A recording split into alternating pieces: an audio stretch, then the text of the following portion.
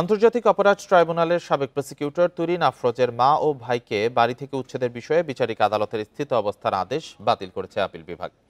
একই সাথে বহাল রাখা হয়েছে হাইকোর্টের আদেশ। এর মধ্য দিয়ে প্রায় ৮ বছর পর বাড়িটিতে বসবাসের অধিকার ফিরে পেলেন তারা।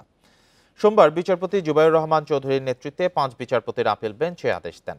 একই সাথে বাড়ি সংক্রান্ত মামলা দ্রুত নিষ্পত্তির জন্য বিচারিক আদালতকে নির্দেশ দিয়েছেন আপিল বিভাগ।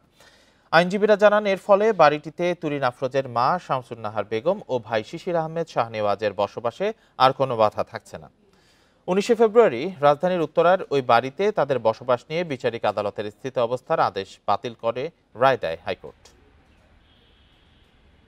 মামলাটা প্রথমে করেছিলেন উনি নিম্ন আদালতের রায় তুরিন আফরোজের পক্ষে যায়। পরবর্তীতে সেটা হাইকোর্ট তার বিপক্ষে রায় দেন জাজমেন্টের মাধ্যমে, এবং সেই জাজমেন্টটাই সর্বোচ্চ আদালত আপিল বিভাগ বহাল রেখেছেন। আজকে নিম্ন আদালতকে বলেছে এই মামলাটা শর্ট টাইমের ভিতরে মূল মামলাটা শেষ করার জন্য।